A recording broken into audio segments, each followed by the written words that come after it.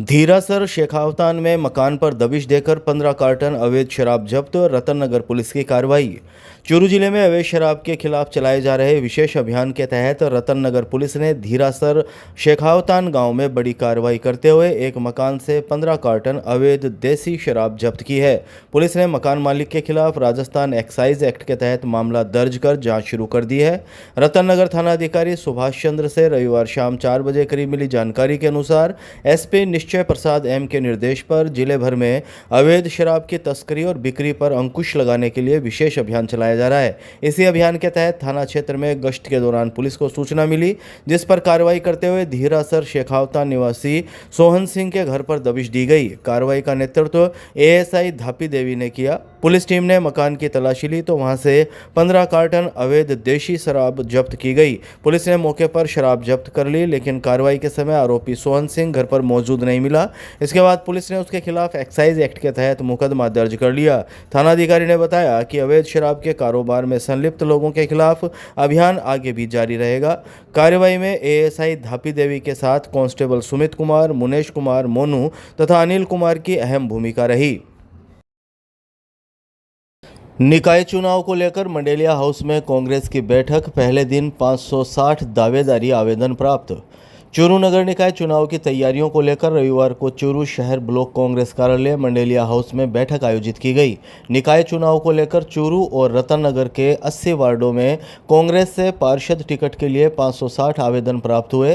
पार्षद टिकट के लिए प्रत्येक वार्ड से न्यूनतम 3 दावेदारों ने आवेदन किया। चूरू के वार्ड संख्या 60, 57, 40 और 38 में 6 से 7 आवेदन प्राप्त हुए, जबकि वार्ड संख्या 1 में 3 दावेदारों ने अपनी दावेदारी पेश की। चूरू और रतन नगर से कई दावेदार अपने समर्थकों के साथ जुलूस के रूप में आवेदन जमा कराने पहुंचे। बैठक में पार्टी पदाधिकारियों और कार्यकर्ताओं ने चुनावी रणनीति तथा संगठनात्मक तैयारियों पर चर्चा की। इस दौरान चूरू और रतन नगर निकाय क्षेत्र के 80 वार्डों के लिए कांग्रेस के टिकट पर चुनाव लड़ने के इच्छुक 560 लोगों ने दावेदारी आवेदन प्रस्तुत किए।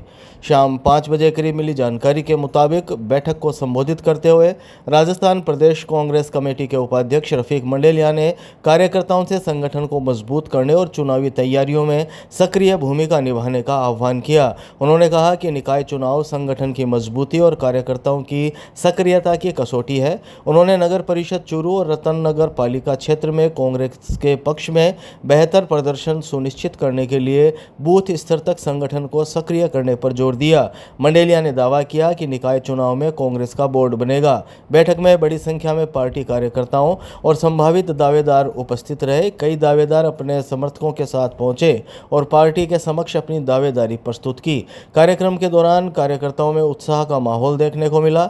बैठक की अध्यक्षता शहर ब्लॉक कांग्रेस अध्यक्ष असलम खोकर ने की, जबकि संचालन जिला कांग्रेस कमेटी के प्रवक्ता जमील चौहान ने किया। असलम खोकर ने बताया कि चूरू शहर और रतन नगर क्षेत्र से निकाय चुनाव में दावेदारी के लिए पहले ही दिन कुल 560 आवेदन प्राप्त हुए हैं। बैठक में संगठन की आगामी गतिविधियों, कार्यकर्ताओं की जिम्मेदारियों तथा चुनावी प्रक्रिया से जुड़े विभिन्न विषयों पर चर्चा की गई। कांग्रेस एक साथ है और एक साथ रहेगी और एक साथ थी, और इसी के कारण चूरू के अंदर सभापति कांग्रेस का बनेगा। और उनको मैं कहना चाहता हूं, जितनी ताकत है वो लगा दे।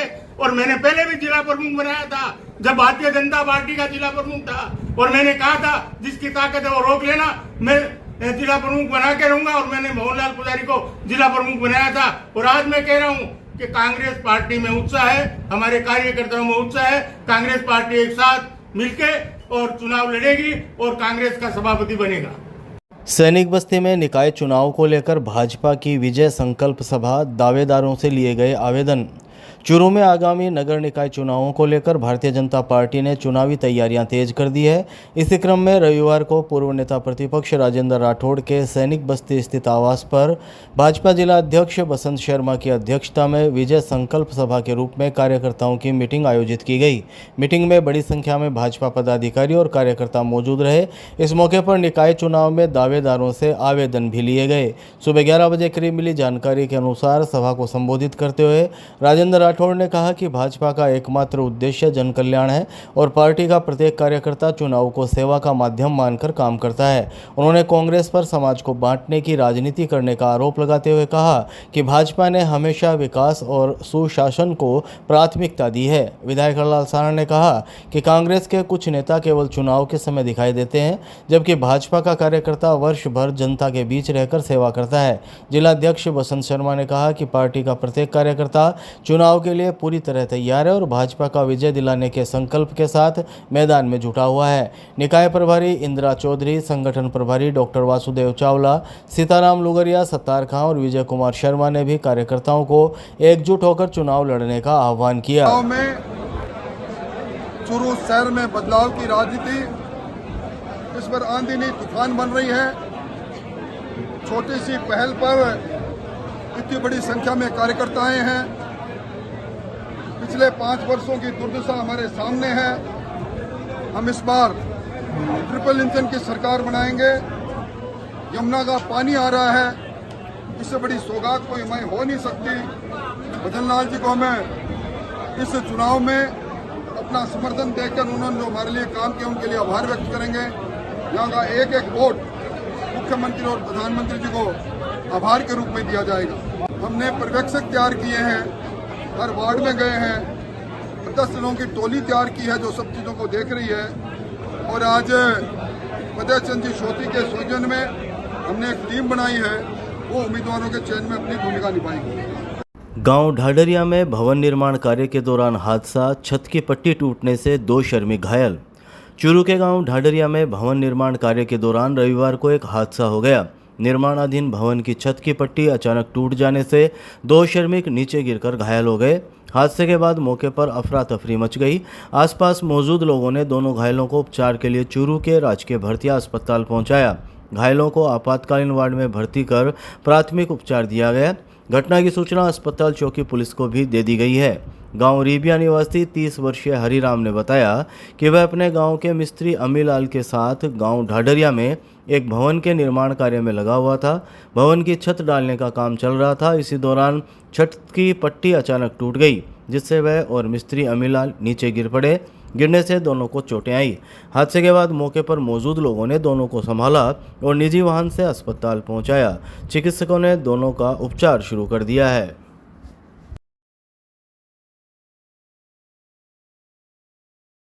सेन समाज ने मांगा राजनीतिक प्रतिनिधित्व, टिकट नहीं मिलने पर निर्दलीय उम्मीदवार उतारने की चेतावनी। चूरू नगर परिषद चुनाव 2026 को लेकर रविवार को बालाजी चौक में सेन समाज के मतदाताओं की आम सभा आयोजित हुई। बैठक में समाज के प्रबुद्ध एवं जागरूक मतदाताओं ने बड़ी संख्या में भाग लेकर आगामी चुनाव में समाज की राजनीतिक भागीदारी और प्रतिनिधित्व पर चर्चा की। सभा की अध्यक्षता उमेश चंद्र चौहान ने की। शाम 6 बजे करीब मिली जानकारी के अनुसार बैठक में वक्ताओं ने कहा कि चूरू शहर में सेन समाज की उल्लेखनीय मतदाता संख्या को देखते हुए भाजपा और कांग्रेस दोनों दलों को समाज को पर्याप्त राजनीतिक वक्ताओं ने विशेष रूप से कांग्रेस से नगर परिषद के 60 वार्डों में से कम 6 वार्डों में सेन समाज के उम्मीदवारों को टिकट देने की मांग की। साथ ही भाजपा से भी समाज की जनसंख्या और मतदाता संख्या के अनुरूप टिकट आवंटित करने का आग्रह किया गया। सभा में सर्वसम्मति से यह भी निर्णय लिया गया कि यदि प्रमुख राजनीतिक दल समाज को अपेक्षित संख्या में टिकट नहीं देते हैं तो सेन समाज निर्दलीय प्रत्याशी मैदान में उतारने के विकल्प पर विचार करेगा। बैठक में जगदीश प्रसाद जाड़ीवाल, लक्ष्मी नारायण कोलाया, बजरंग लाल भणभेरू, हीरालाल पंवार, दीपचंद खींची, राजकुमार तंवर, अनिल कुमार जाड़ीवाल, प्रमोद कुमार नरड़िया, राजेश रक्षक सहित समाज के लोग मौजूद रहे। कार्यक्रम का संचालन ओम प्रकाश तंवर ने किया।